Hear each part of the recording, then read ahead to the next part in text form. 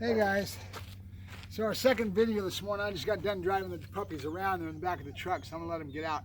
But I want you to pay attention. My sound probably won't be that good, so I'm just gonna be working the puppies and do my own thing and not really worry about if you can hear me or can't. But I want you to notice something. I've got 2 or 3 things I'm doing. I'm doing a bull, I'm doing the table, and then I do a little bit of sack work or maybe throw a ball to get them interested in prey, right? To chase. So I'm trying to toggle that to the on position. In each one of these things, there's 2 or 3 things there. And then each one of the things I do 2 and 3 times in patterns of 2s and 3s. And then I go and break and go to the next thing, right? Patterns of 2s and 3s, work on that a little bit, then break and go to the next thing. But if you notice what I'm saying, the powers of 2s and 3s, there's 2 or 3 things that we're working on overall, and there's each patterns of 2s and 3s that we're working on that individual item before we break and go to the next thing. And then if you had 3, think of it like a pyramid, right?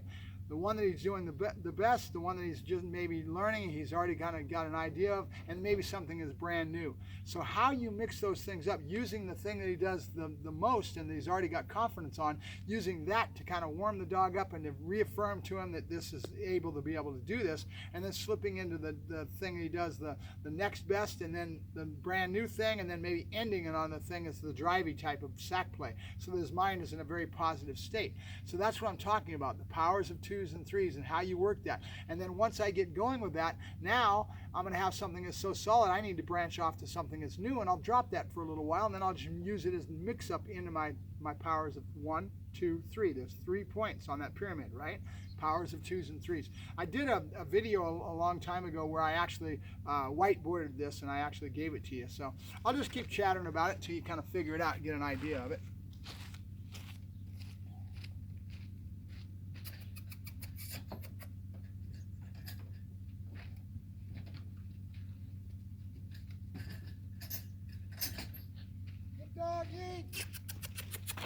We're going to have a lot of noise stimulation, a lot of help from me in regards to this. He just did that all on his own without any help.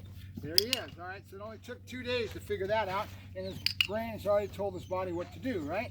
So he's already learning that, and then learning to follow the hand. So what I'm doing now is I'm taking the stuff that I've already worked on, that he's the most adept at, and this will become the one thing that gives him the most confidence, and we flow. This will be the warm-up, right?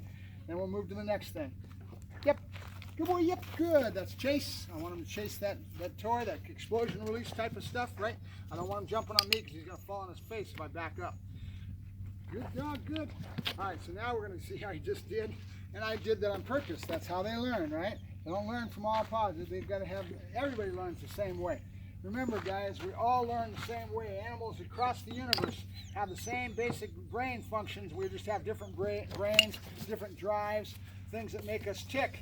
That might be different, but our wiring is very much the same. Our brains just work a little bit different, and it's all about the drives that we need to survive, right? Survival that sets us in.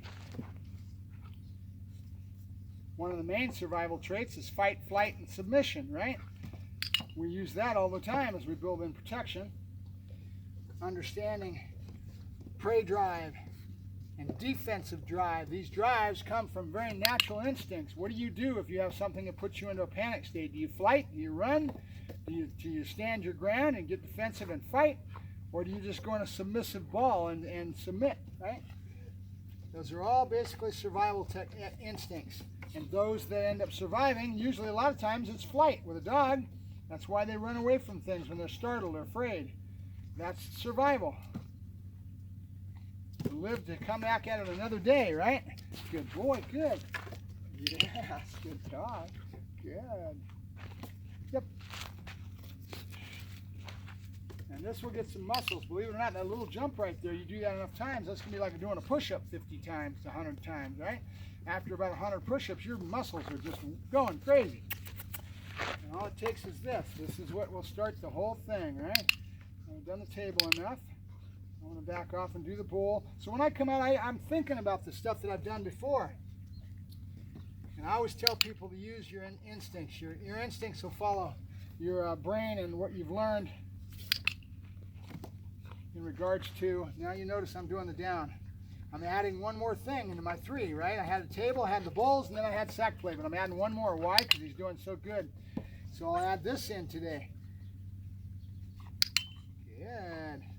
And I'm pushing down on the nose a little bit, and then he's wanting the food, and after a while he gets coaxed into that down position. So I put my hand like this, and I put my hand up. His nose is under here, right? And I'm pushing down a little bit to help him out to understand what I'm after.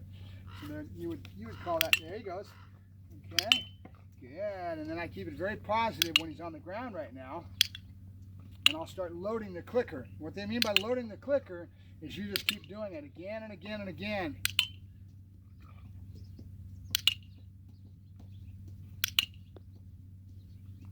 A little bit of pause in between the time I'm moving.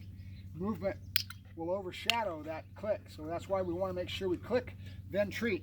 So your hand is here. You don't want to be clicking and treating it as you're moving, right? You want to have that hand behind you. And everybody's human. I've got bad habits, so you'll see me stick my hand behind my back. The reason I'm doing that is I'm curbing myself from doing these little negative behavior traits on my part, because I'm human and I'll have a tendency to do this and not be in good timing. So behind my back makes me think about that a little bit more, right? But the reward doesn't come until after that click. As he goes along, right now it's almost immediate. But later I'm going to start stretching that time period before I finally bring it out. So that you stretch it to about 20 seconds, 10 seconds. See it? There you go. And little things like this, he's learning from this. And, yep. Good boy. Now, take him in drive, get him out of that. He was kind of static on that one, right? Good boy, good, yay. Drive's your friend. Good boy, good, yay. And then we're going to go to the bowl. So let me get this table out of here so you can watch that. And now we just flow right away. We're trying to flow, right? Keep our whole session going. Yay. When I get chattering to you, a lot of times I forget about that. And I'm not concentrating as much. If I concentrate on just the dogs and I'm not chattering, I do a lot better. When my brain is separated and I'm trying to think about what to say to you, but I don't do as well. When I'm in tune with the animal, it's even better than this. Yeah. Good, good. There you go. Yep, yay, good boy, good. Yay. And I want to bring out another item. I'm trying to add things into my thing that I can put into the mix, right? So I want to probably try to take a ball and get him chasing a ball maybe today versus the sack. But it's the same thing. The sack is prey, and so is that ball. They're chasing after something, right? It's not much different. All right, Mark Ferrasci, ProTech Dog Training, trying to show you the powers of 2s and 3s. Talk to you later. Bye-bye.